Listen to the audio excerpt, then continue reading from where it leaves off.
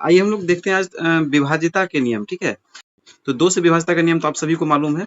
दो से विभाज्यता का नियम कि जैसे कि आपको अंतिम अंक 0, 2, 4, 6, 8 यानी 2 से कटने वाला संख्या यदि मतलब अंतिम अंक हो, जैसे कि 32 हो गया, 54 हो गया, या कोई भी संख्या ले लीजिए आप, 1042, जिसमें लास्ट में जो है आपको सम संख्या यानी जो 2 से कटने वाला जो संख्या अगर वो रहे तो आपको 2 से विभाज्य होता है। ठीक है, ये तो आसान है, आप सभी को मालूम है। चलिए 3 से हम लोग देखते हैं। जैसे कि अब जैसे 3 से विभाज्यता का नियम क्या है।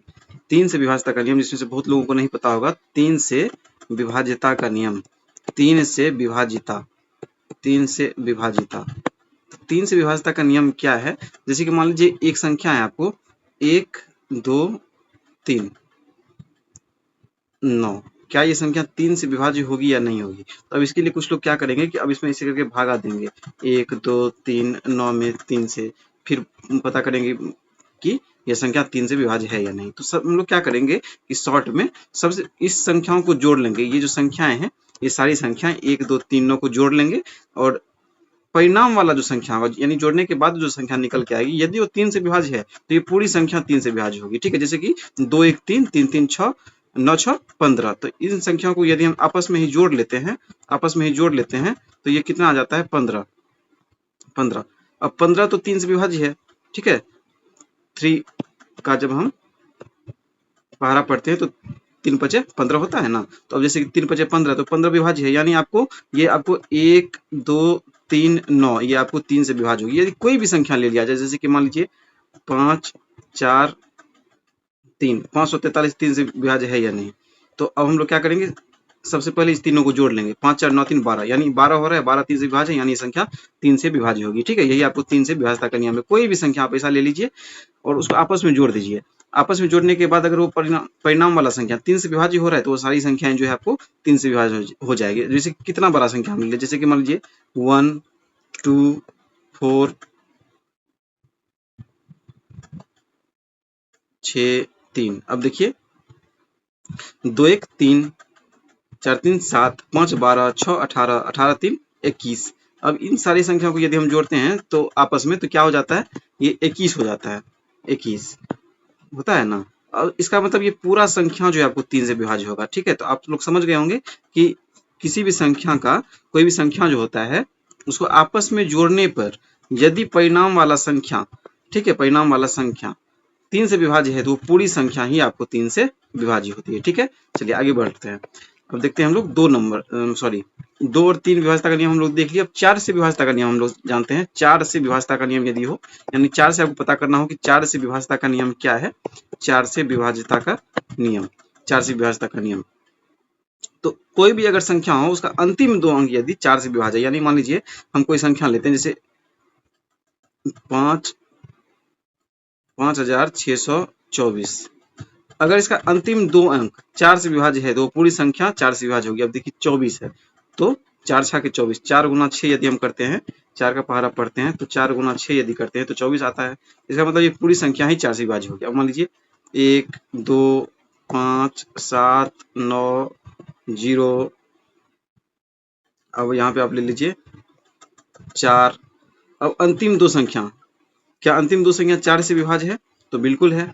ये अंतिम 2 संख्या 4 से विभाज्य है, इसका मतलब ये पूरी संख्या ही आपको 4 से विभाज्य होगी। तो समझ गए हैं 3 से विभाज्यता का नियम में क्या था कि सारी संख्याओं को आपस में जोड़ के जो परिणाम वाला संख्या था वो आएगा और वो 3 से कट जाएगी तो वो 3 से पूरा संख्या कटेगा। और 4 से विभाज्यता के नियम में क्या है, यदि कोई भी अंक रहे, कितना भी बड़ा अंक रहे, उसका अंतिम 2 अंक यदि 4 से कट रहा है तो पूरी ही संख्या आपको 4 से कटेगी। ठीक है, चलिए 5 से विभाज्यता के नियम को हम लोग देखते हैं। 5 से विभाज्यता का नियम जो है ना, 5 से विभाज्यता का नियम, 5 से विभाज्यता का नियम क्या कहता है कि किसी भी संख्या के, कोई भी संख्या यदि हो, जैसे कि मान लीजिए 4 है, 4 ये संख्या लिख रहा हूं मैं 4,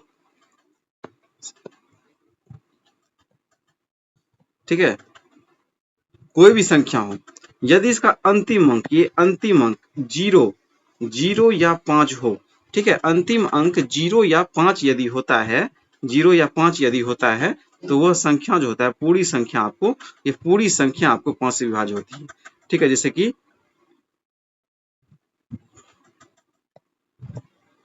अब देखिए अंतिम संख्या 0 है, इसका मतलब ये पूरी संख्या ही आपको 5 से कटेगी। ठीक है, अब देखिए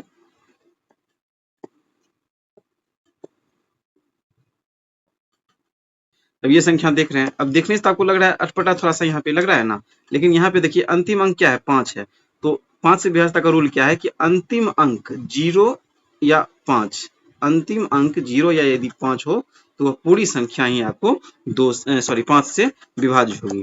ठीक है, पूरी संख्या जो है आपको 5 से विभाज्य होगी। किसी भी संख्या के अंतिम का यदि 2 अंक 0 या 5 हो, 0 या 5 हो तो पूरी ही संख्या आपको 5 से विभाज्य होती है। ठीक है, वो पूरी संख्या को 5 से विभाज्य होगी। ठीक है, चलिए आगे बढ़ते हैं। अगला विभाज्यता का नियम जो है यानी 6 से विभाज्यता का नियम हम लोग देखते हैं। 6 से विभाज्यता का नियम में आपको क्या कहता है ना कि जैसे कि कोई संख्या मान लीजिए ले लेते हैं हम लोग, मान लीजिए ले लेते हैं हम 816। तो इसमें कहने का, इसमें मतलब 6 से विभाज्यता का नियम है ये, 6 से विभाज्यता।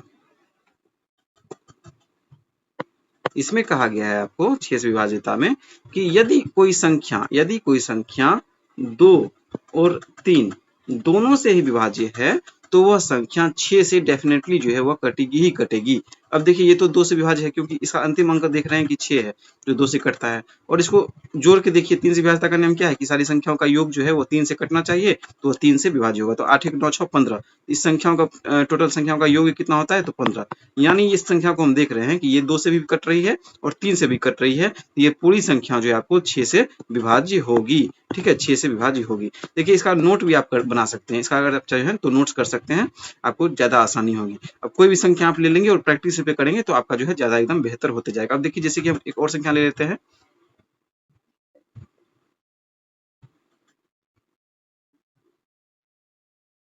417 है। क्या ये संख्या 6 से विभाज्य होगी? अब देखिए इस सारी संख्याओं का योग 4 1 5 7 5 12, 3 से तो कटेगा यह, लेकिन 2 से नहीं कटेगा। ठीक है, इसका मतलब ये संख्या 4 से विभाज्य नहीं होगी। यहीं पे यदि हम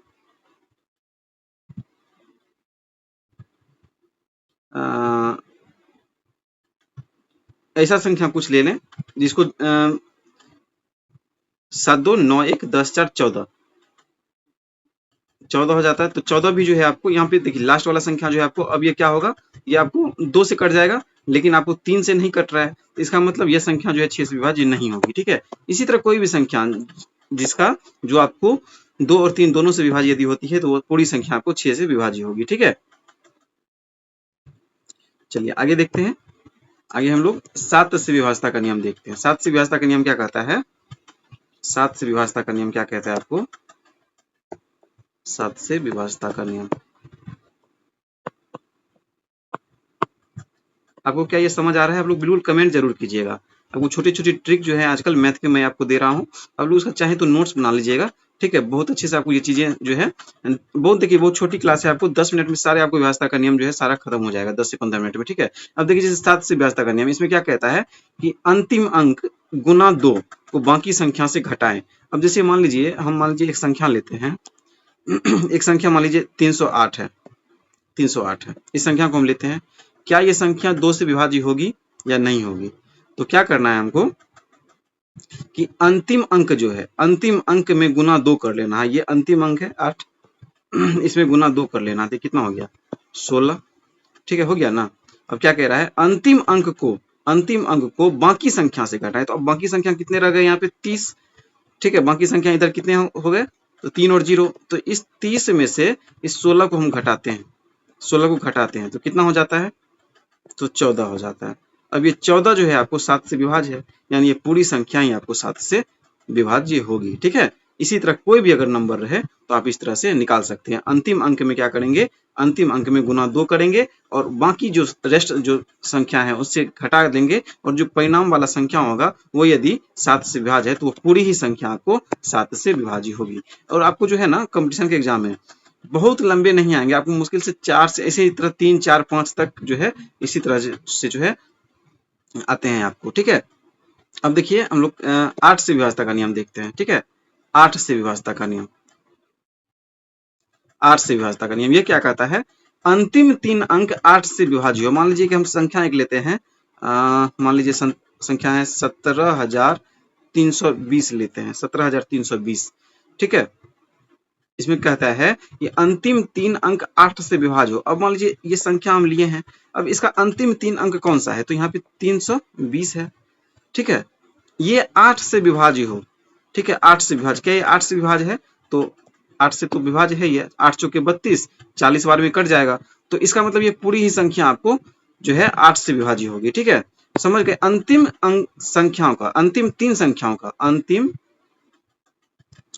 8 से विभाज्यता के नियम में क्या कहता है कि अंतिम 3 संख्या, अंतिम 3 संख्या, अंतिम 3 संख्या 8 से विभाज्य हो, 8 से विभाज्य हो, 8 से विभाज्य हो, ठीक है, तो वो पूरी ही संख्या आपको 8 से विभाज्य हो जाएगी। उम्मीद करते हैं इसे भी आप लोग समझ गए होंगे, ठीक है। देखिए जो पढ़ने वाले होंगे ना इस तरह की, जिनको जरूरत होगी क्लास के, आप लोग वहां तक शेयर जरूर कीजिएगा इन चीजों को, ठीक है। चलिए आगे देखिए, अब हम लोग 9 से विभाज्यता का नियम देखते हैं। 9 से विभाज्यता का नियम क्या कहता है कि अंकों का योग 9 से विभाज्य हो, मतलब कि 9 का विभाज्यता का नियम और 3 का विभाज्यता का नियम सेम है। जो आपको 3 का विभाज्यता का नियम था, 3 वाला विभाज्यता का नियम क्या था कि किसी भी संख्या के अंकों का योग यदि आपको 3 से विभाज्य है तो पूरी संख्या आपको 9 से कटती है। उसी तरह आपको 9 से विभाज्यता का नियम भी वही है। जैसे कि मान लीजिए एक संख्या लेते हैं हम 5769। अब देखिए इस सारी संख्याओं का योग जो होगा यदि वो 9 से विभाज्य है, जैसे कि 7 5 12 6 18 9, 18 9 आपको 27, 27 हो गया ना, 18 9 27। अब 27 तो 9 से विभाज्य है, 9 या 27, यानी पूरी ही संख्या आपको 9 से विभाज्य होगी। यानी 3 का विभाज्यता का नियम और 9 का विभाज्यता का नियम सेम है, ठीक है। चलिए आगे बढ़ते हैं, आगे बढ़ते हम लोग देखते हैं अगला 10 से विभाज्यता का नियम।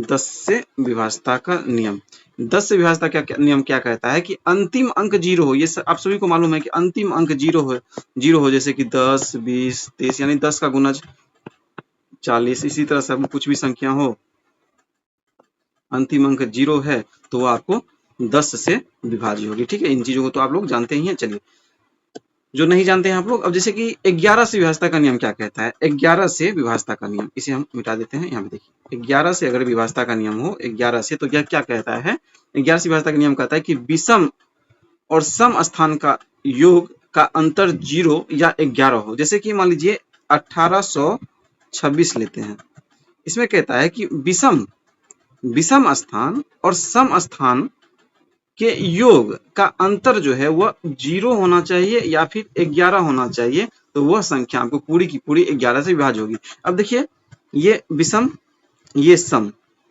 मान लीजिए विषम को हम ऐसे लिखते हैं, सॉरी विषम को ऐसे, विषम सम, विषम और ये सम, समझ रहे हैं ना। ये जैसे कि एक दूसरे स्थान पर है, ये तीसरे स्थान पर तो विषम हो गया, चौथे स्थान पर तो सम हो गया। तो विषम और सम संख्याओं, स्थानों के संख्याओं का योग को जो है माइनस यदि करते हैं और वो परिणाम वाला संख्या 0 या 11 होता है तो 11 से विभाज्य होगी। जैसे कि अब देखिए सम संख्या यहाँ पे कौन कौन सी है, तो सम स्थान पे कौन कौन सी है, तो 8 और 6, तो 8 और 6 को हम मान लीजिए ऐड कर देते हैं, तो माइनस क्या करना है, तो सम जो विषम स्थान पे 1 और 2 को 1 + 2, तो ये हो गया आपको 8 6 14 माइनस 2 1 3, तो कितना 11 हो गया। तो अब देखिए परिणाम संख्या क्या होना चाहिए था, तो 11 होना चाहिए था या फिर आपको 0 होना चाहिए था, या तो मेरा 11 हो रहा है, तो इसका मतलब ये पूरी ही संख्या आपको 11 से विभाज्य होगी, ठीक है। पूरी संख्या 11 से विभाज्य होगी, तो बिल्कुल ध्यान रखिएगा। इस तरह से आपको विषम स्थानों के संख्याओं का योग माइनस सम स्थानों के संख्याओं का योग यदि 0 या 11 आ जाए तो वह पूरी की पूरी संख्या आपको 11 से विभाज्य होगी, ठीक है। वो पूरी की पूरी संख्या आपको क्या किससे विभाज्य होगी, तो 11 से विभाज्य होगी, बिल्कुल याद रखिएगा इन चीजों को। अब देखिए हम लोग देखते हैं ना 12 से विभाज्यता का नियम। 12 से विभाज्यता का नियम क्या कहता है कि ऐसी संख्याएं जो 3 और 4 दोनों से विभाज्य हो, ऐसी संख्याएं जो 3 और 4 दोनों से विभाज्य हो। जैसे कि हम एक संख्या मान लीजिए ले लेते हैं 864, 864, 864 ले लेते हैं, ठीक है। तो क्या यह संख्या 3 और 4, इस संख्या क्या कह रहा है कि 12 वाली संख्या जो है 12 से विभाज्यता के नियम में वो संख्या, ऐसी संख्या जो 3 और 4 दोनों से विभाज्य हो, तो 3 से विभाज्यता का नियम क्या है कि सभी संख्याओं का योग जो है वह 3 से कट जाना चाहिए। तो 8 6 14 4 18, तो 18 तो आपको 3 से कट जाता है। अगर इस सारी संख्याओं को हम प्लस करते हैं तो क्या होगा, 18 होता है। 18 जो है आपको 3 से कटता है, यानी पूरी संख्या आपको 3 से कट जाएगी।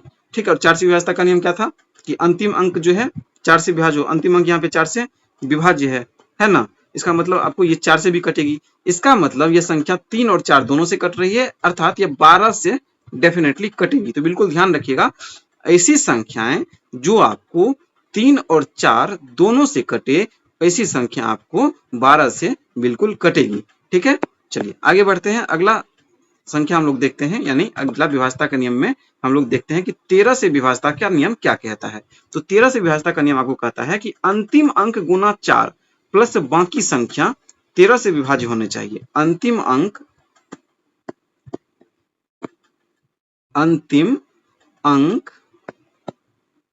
गुना 4, ठीक है, और प्लस कहता है बाकी की संख्या जो है आपको, बाकी की संख्या 13 से विभाज्य, ठीक है, 13 से विभाज्य हो, बाकी की संख्या 13 से विभाज्य हो। इसे हम लोग एग्जाम्पल देंगे तो हम लोग समझ जाएंगे ज्यादा अच्छे से। 13 से विभाज्य हो, तो देखिए अंतिम अंक गुना 4, तो चलिए एक संख्या हम लोग ले लेते हैं, जैसे कि मान लीजिए हम लोग ले लेते हैं 338, यहाँ पे 338 ले लेते हैं। तो 338 जो है आपको, 338 में आपको देखिए अंतिम अंक का क्या कहता है, अंतिम अंक गुना 4, तो अंतिम अंक क्या है 8, तो 8 गुना 4, चलिए ऊपर कर लेते हैं 8 गुना 4, तो 8 गुना 4 आपको कितना हो जाता है 32। क्या कह रहा है, अंतिम अंक गुना 4 प्लस बाकी संख्या। अब प्लस जो है बाकी संख्या कितनी है, तो 33 है, तो 3 2 5 3 3 6, 65 हो गया ना। क्या 65 आपको 13 से विभाज्य है, तो 13 5 65 होता है ना। इसका मतलब यह पूरी ही संख्या आपको 13 से विभाज्य होगी। ठीक है, यही आपको 13 से विभाज्यता का नियम है। कितना ही बड़ा संख्या हो तो उसके अंतिम अंक को आप 4 से गुना कर देंगे और उसमें बाकी की जो संख्या बचे होंगे उसको आप लोग प्लस कर देंगे। अगर वो 13 से विभाज्य है तो पूरी की पूरी संख्या आपको 13 से विभाज्य होगी। ठीक है, चलिए अब हम लोग देखते हैं 17 से विभाज्यता का नियम। 17 से विभाज्यता का नियम क्या कहता है, 17 से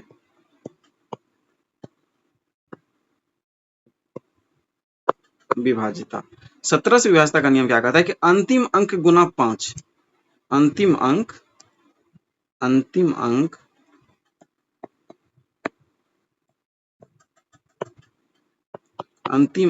गुना 5 को, इसको क्या करना है कि बाकी की जो संख्या बचेंगे उससे घटाना है। बाकी की संख्या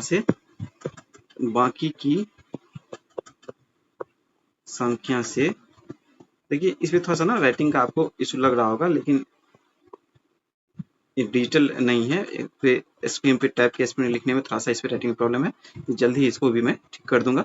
अभी फिलहाल आप लोग अच्छे से समझ जाए इसको, धीरे धीरे सारी चीजें आपको यहाँ पे मिलेंगी। ठीक है, लिंगर डिफाइन पे बाकी की संख्या से घटाएं, तो जो संख्या आपको होगी अगर वो 17 से विभाज्य है तो आपको पूरी संख्या 17 से विभाज्य होगी। चलिए एक उदाहरण से हम लोग समझते हैं, जैसे कि एक संख्या मान लीजिए हम लोग 442 है, 442 लेते हैं। अब इसका अंतिम संख्या को क्या करना है, अंतिम अंक गुना 5 करना है। तो अंतिम अंक क्या है 2 है, तो अंतिम अंक गुना 2 है, इसको गुना 5 से करते हैं, तो गुना 5 से करते हैं तो कितना होता है 10 होता है। ठीक है, 10 होता है। अब इसको हम यदि बाकी की संख्या से, यहाँ पे क्या था, बाकी की संख्या से घटाएं, बाकी की संख्या यानी 44 जो है, अब यहाँ पे 44 बच गया, 44 में से 10 तो आपको कितना हो गया 34, इससे घटा दिए तो कितना हो गया 34। अब देखिए 17 से 34 तो 17 से कट जाएगा, यानी कि आपको पूरी संख्या आपको 442 जो है 17 से विभाज्य होगी। ठीक है, समझ गए होंगे आप लोग। अंतिम अंक गुना 5 करना है और बाकी की संख्या से इसको घटा देना है, जैसे कि आपको इसमें क्या करना था, बाकी की संख्या से विभाज्य हो। तो जैसे आपको 13 वाले में था, ठीक उसी प्रकार आपको 17 वाले में भी है, यहाँ पे आपको घटाना है, तो ये आपको 17 से विभाज्यता के ये नियम हो गए। ठीक है, ये आपको 17 से विभाज्यता के नियम थे। चलिए अब हम लोग देखते हैं 19 से विभाज्यता का नियम। 19 से विभाज्यता का नियम क्या कहता है, 19 से विभाज्यता का नियम, 19 से विभाज्यता का नियम, अंतिम अंक गुना 2 को बाकी संख्या में जोड़ें। क्या होता है इसमें कि अंतिम अंक जो होता है वो एक संख्या मान लीजिए ले लेते हैं 703। क्या कहता है कि अंतिम अंक गुना 2 करना होता है, ठीक है, और उसको बाकी की संख्या में जोड़ना होता है। जैसे अंतिम अंक मैं लिख देता हूं यहाँ पे,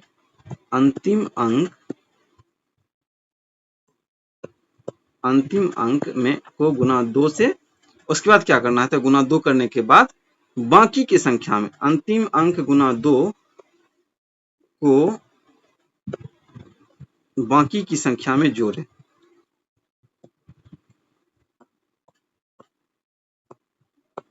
बाकी की संख्या में जोड़े।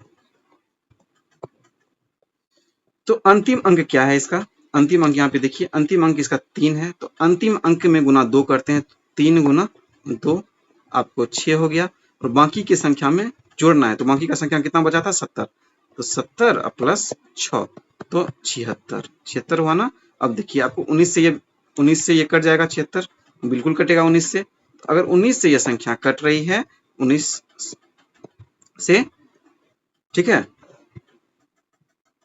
19 गुना 4, 19 चौके 76 होता है ना, 19 गुना 4, तो 19 से अगर ये मतलब पूरी संख्या 76 अगर कट रही है, तो ये 76 अगर कट रही है, तो ये पूरी ही संख्या आपको 703 19 से विभाज्य होगी। यही आपको 19 से विभाज्यता का नियम था। उम्मीद करते हैं आप लोग इसे समझ गए होंगे कि 19 से विभाज्यता के नियम में अंतिम अंक जो होता है उसको गुना 2 से करना होता है, गुना 2 से करने के बाद बाकी की संख्या में यदि हम जोड़ देते हैं, तो परिणामी संख्या अगर 19 से विभाज्य होगा, तो पूरी ही संख्या आपको जो है 19 से विभाज्य होगी, ठीक है। अब देखिए एक और देखते हैं, हम लोग लास्ट देखते हैं 23 से विभाज्यता का नियम, 23, बिल्कुल ध्यान रखिएगा इसे, 23 से विभाज्यता का नियम, 23 से विभाज्यता, 23 से विभाज्यता का नियम, 23 से विभाज्यता का नियम क्या कहता है कि अंतिम अंक को अंतिम अंक में गुना 7 करना होता है, और उसको बाकी की संख्या में जोड़ना होता है। यहाँ पे चलिए मैं लिख देता हूं,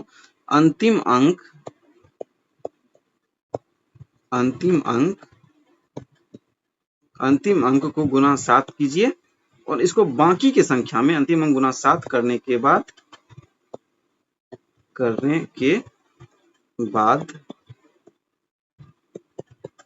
बाकी की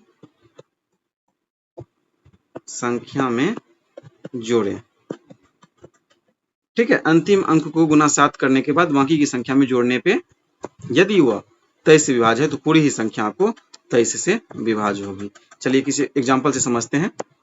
जैसे कि एक संख्या है 414, इस कॉर्नर में यहाँ पे देखिए 414, तो अंतिम अंक क्या है, 4 है, इसको गुना 7 से करते हैं, इसको आप गुना 7 कीजिए, इसको गुना 7 से करते हैं तो कितना होता है, 28 होता है। और क्या कहता है, गुना 7 करने के बाद बाकी की संख्या में जोड़े, बाकी की संख्या कितनी बच गई इधर, 41, चलिए 41 में इसको हम जोड़ देते हैं, 41 में मान लीजिए से जोड़ देते हैं तो कितना होता है, 8 1 9 और 4 2 6, अब 69 हो गया। 69, अब देखिए 69 जो है आपको 23 से कटता है, बिल्कुल कटता है, 23 तिया 69, 23 गुना 3 करते हैं तो 69 होता है ना। इसका मतलब ये पूरी ही संख्या आपको 23 से विभाज्य होगी। तो ये आपको मेन था, 23 से विभाज्यता का नियम क्या कहता है कि अंतिम अंक को गुना 7 से करना है, करने के बाद आपको बाकी की संख्या में जोड़ना है, और वह संख्या यदि 23 से विभाज्य होती है तो पूरी संख्या आपको 23 से विभाज्य होगी, ठीक है। उम्मीद करते हैं आप लोग इन चीजों को समझ गए होंगे, ठीक है।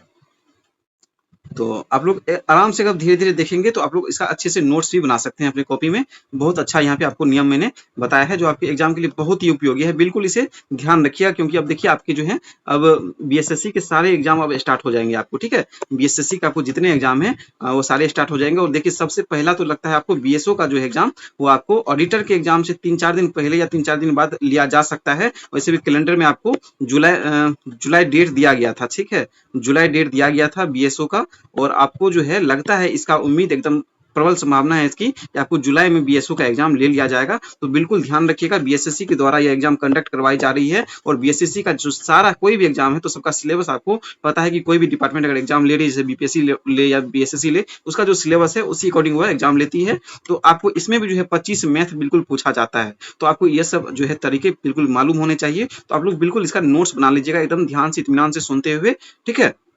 बाकी आपको इस तरह के और भी क्लास जो है मिलते रहेंगे, और आपको क्लास अच्छा लगा हो तो बिल्कुल आप लोग शेयर जरूर कीजिएगा, अपना ओपिनियन हमें कमेंट के माध्यम से दीजिएगा, ठीक है। और आपका सवाल जो है एक ये है कि 19 से विभाज्यता का नियम और 17 से विभाज्यता के नियम के अनुसार क्या ये संख्या जो मैं आपको अभी दे रहा हूं ये आपको विभाज्य है या नहीं। पहला संख्या आपको है 1700 1744 1744 क्या ये 17 से विभाज्य होगी या नहीं होगी। दूसरा क्वेश्चन है आपका 20478 क्या ये संख्या 3 से विभाज्य होगी या नहीं होगी। ठीक है, 3 से विभाज्य होगी या नहीं होगी। और ये आपको 1744 वाले में बताना है क्या यह 17 से विभाज्य होगी या नहीं होगी। ये दोनों क्वेश्चन जो है इसका आंसर आप लोग कमेंट के माध्यम से जरूर करेंगे। ठीक है, चलिए हम लोग मिलते हैं नेक्स्ट क्लास में। ओके।